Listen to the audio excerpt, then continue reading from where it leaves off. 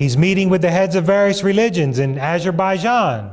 Pope John Paul II in a Muslim country in Azerbaijan, and all the different religions and leaders are out to meet him and pay him homage. The Dalai Lama at the Vatican meeting with the Pope. Who does he represent? Eastern mysticism. The Romanian Patriarch meeting with the Pope. In the first visit by a Roman pontiff to a mainly Orthodox country in nearly 1,000 years, the Pope embraced Romania's Orthodox Patriarch and declared the time has come to put every form of fear and suspicion between their churches behind them. Pope's Romanian visit set stage for possible Russian trip. Mindful of his advancing years and with a trip to Moscow in mind, Pope John Paul II pushed ahead Sunday with efforts to break down barriers with Orthodox Christians. The Pope's visit, part of his drive for reconciliation among the various Christian denominations as the new millennium approaches, has spurred hopes for greater unity between the Roman Catholic and Orthodox churches in Romania, despite the conflict in neighboring Yugoslavia. Pope John Paul II's weekend visit to India concluded today in an atmosphere of religious harmony and unity. The Pope received a reverent welcome from leaders of Hinduism and 7 other faiths. In turn, Indian leaders of the Hindu, Buddhist, Sikh, Muslim, Jain, Parsi, Jewish, and Baha'i faiths extended prayers of welcome to the Pope. India, with a population of 1 billion or more, is more than 80% Hindu. The LA Times. Pope calls talks with Iran leader promising.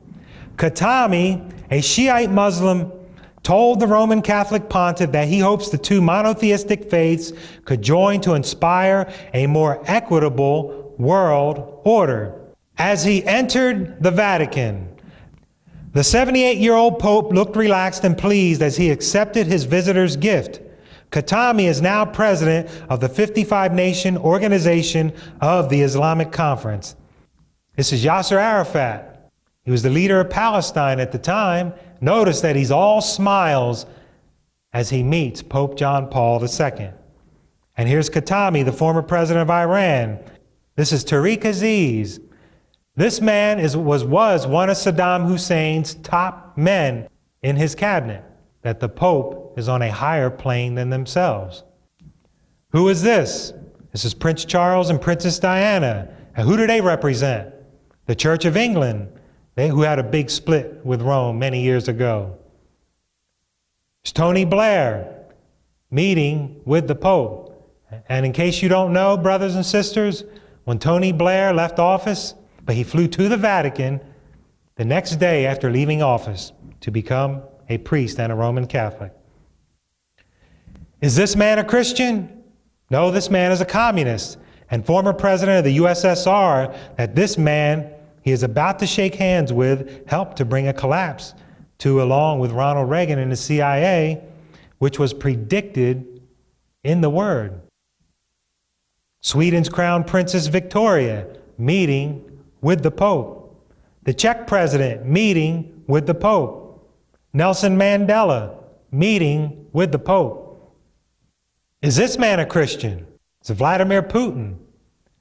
Friend, this man is hardcore KGB, but he's at the Vatican meeting with the Pope.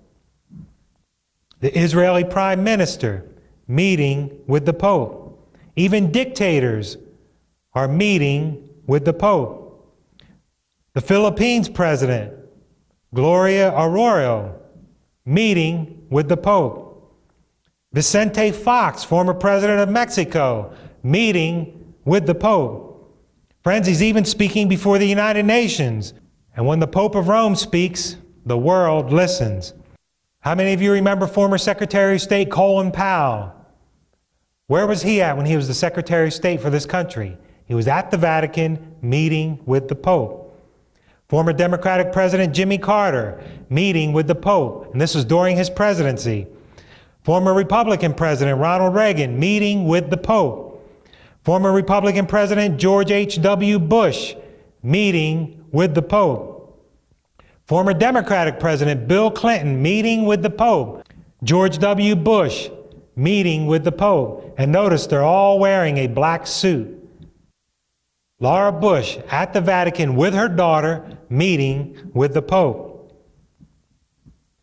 Nancy Pelosi, she's about ready to kiss the hand of Pope Benedict XVI when he made an appearance here in the United States, April of 2008.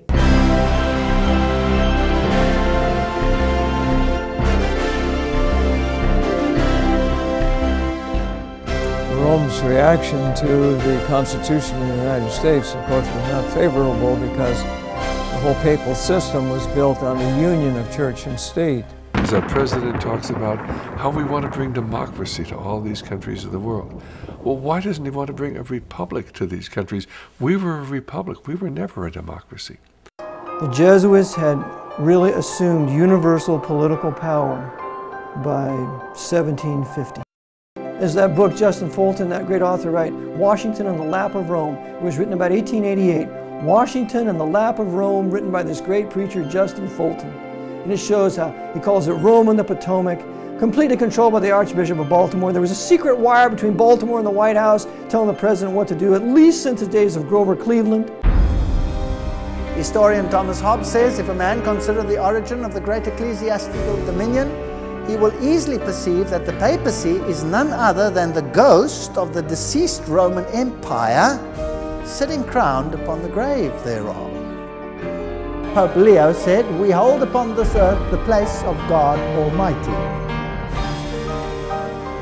Some have come to the conclusion that Rome has changed, that she has repented of her bloody megalomaniac past. But these evidences revealed in the very current acts and views of this system should send a clear signal to the world that Rome never changes.